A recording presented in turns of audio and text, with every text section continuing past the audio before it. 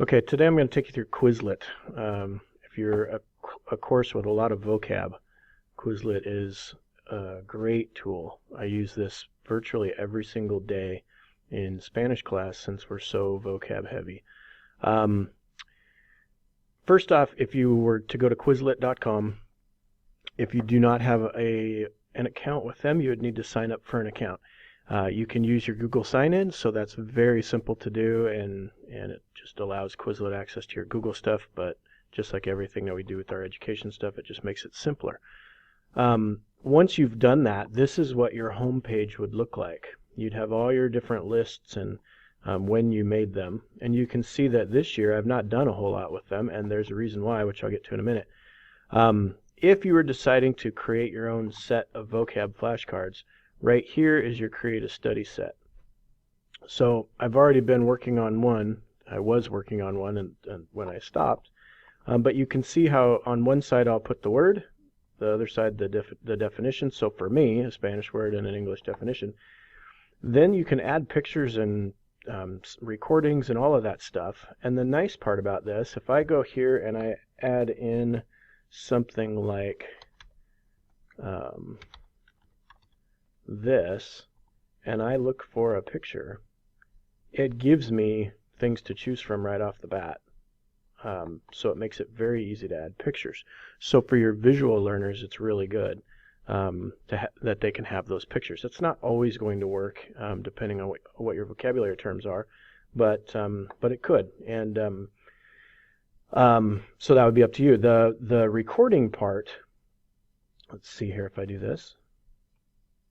Oh, okay, never mind. That's for if I wanted to record my own voice. Once I get out of here, okay, and I create my set, I can right here I can add it to a class. So if I set up classes like period 1, period 2, etc., or a folder, like for me, first year Spanish, second year Spanish, whatever, you can copy this. You could actually right-click copy and then paste it into Classroom so that your kids could always see where to go to get stuff. And that would be one way that they could get there. So once you have this, when they go to flashcards, for instance, you can actually you can hear that in the background, that it will play a sound for you. So if I then click, let's do that again. Milk. Leche. How gross. Qué asco. Okay, so you can Lemonade. see how that would work. What I have changed to, at the beginning of the year and last year, I made the Quizlet sets myself, and it was taking a long time to do. Sometimes I had a peer tutor or whatnot that could do it for me, but then you always had to still go back and check it and all of that. And then you would have the class looking up at the screen. I would start class out, say, for 5 minutes, and they could watch Quizlet and quiz themselves. But as I got Chromebooks, that way worked really quite well. But as I got Chromebooks, it really changed everything, because now what I can do, when I give them a vocabulary list at the beginning of the unit, I'll give them as that first day assignment, okay, now you got to make your Quizlet. And it doesn't take long to make a Quizlet, and it's already starting to get the kids thinking in terms of what your vocab list is. You know, they're already starting to use some of these terms. And they're putting in a picture, they're selecting their own picture that they like out of the options. The options so far have never been inappropriate, so options for pictures. So you wouldn't really need to worry about that. And they can create their own. And what makes that great is that then if you're starting out class, provided again that you have Chromebooks, which soon, within the next 2 years, we all will, it lets the kids then have their own. So they can do this on their phones. They can do it from any place, anywhere. They don't need to be tied to you. They can request to join your class, but then you have to approve them, which means you have to go on to Quizlet from time to time and check to add your kids. So that's kind of a pain in the long run. In the short run, while you don't have computers for every kid, it works quite well still. But in the long run, it works even better when they make their own, because now they're dialed into their own Chromebook, and I let my kids listen to headphones while they do it, because they actually will listen to the word, and that helps.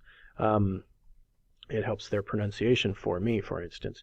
But if you have auditory learners, that's another great opportunity for them, and then they can put the headphones in. So, for instance, in my class, they know that the first 5 minutes when we're doing Quizlet, they can listen to their headphones, have no problem, and then when we transition to the next thing, I can say, all right, headphones away, and we move right on. And they're used to that now, so it's not a battle with the headphones with that particular thing. So they also have these other options up here, and I'm just going to show you one. You can play with some of them yourself, but when you do a test, this pops up. So I can select the types of questions that I want. For me, since it's just simply Spanish to English, I can select which one I would want to have it start with. So it can go one or the other, or both, so it asks some in Spanish, some in English. I could limit. I've got 5 terms, so it's just going to automatically default to 5. But if I have a 35-word quiz or vocab list, it'll give you 35. You could say, oh, let's just do the first 20 of them or whatever, and then you can create a test. Once it's created, the kids would then take this, okay, and so they could spell out what they need to spell out. They could print the test if they wanted to. You can toggle off show images or not. So the kids will actually do this as they're studying Quizlet. At the beginning, they tend to flip the flashcards more. Towards the end, when we're getting closer and closer to a quiz, they'll actually start playing with this test more, and it gives them specific results. And I've walked them through how to do this stuff. So in the end, it actually is a very helpful thing. They can do so many things with it, and they can sign up using Google just like we can sign up using Google, so it makes it very easy. You can just tell them, okay, here's the page. When you see this, it's going to say sign up with Google. Go ahead and sign up with Google, and it works flawlessly, and then they all have their account. What I really like about that is it puts the onus on the kids to have their list.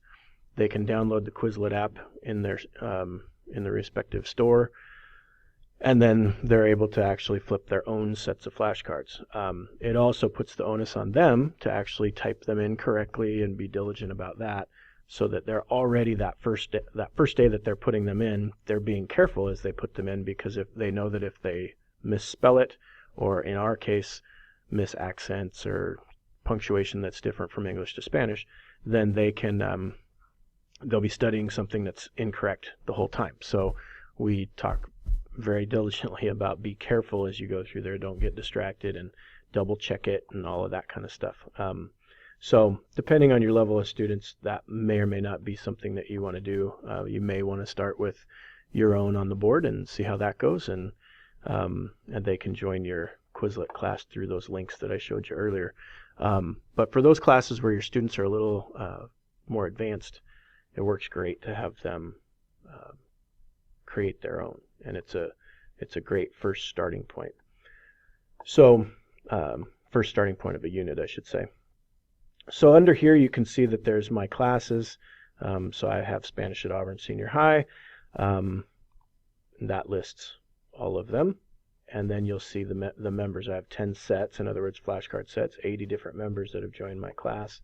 I can go up here and add another set of flashcards. I could add members to it, which allows you to do that through email, which we don't really have yet, so that wouldn't work. But you can link with Google Classroom.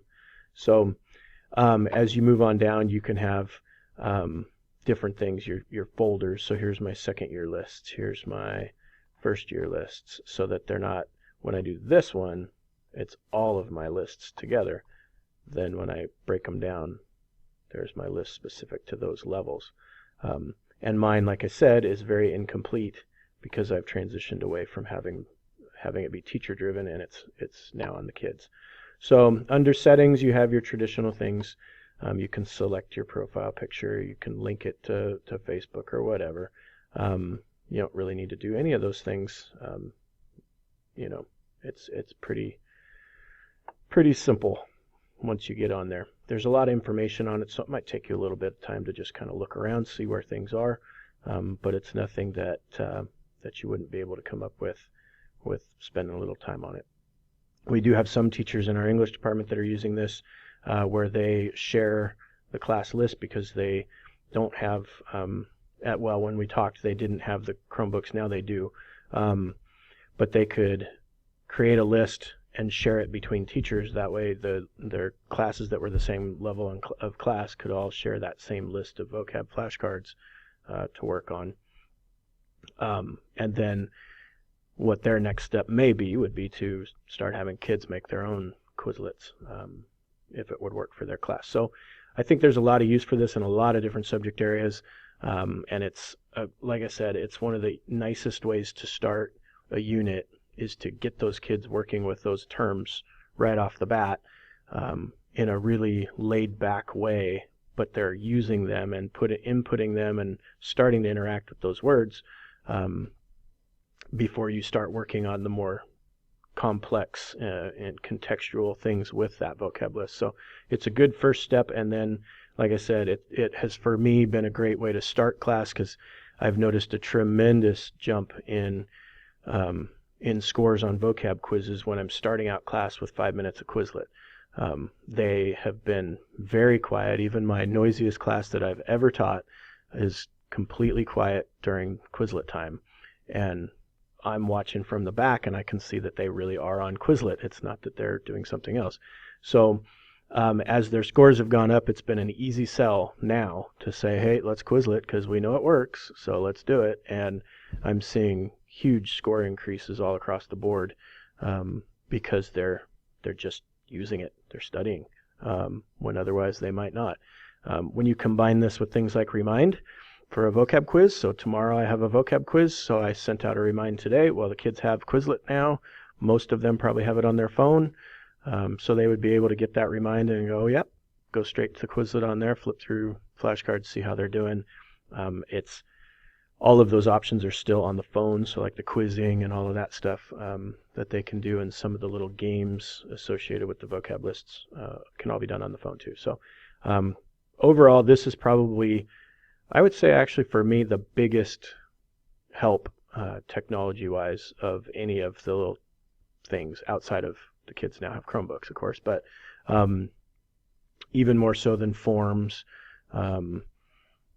more so than most anything, I think, in terms of just the simplest thing to get kids to improve their scores probably has been Quizlet. So anyway, I hope that helps. Let me know if you need any assistance, and that'll do it.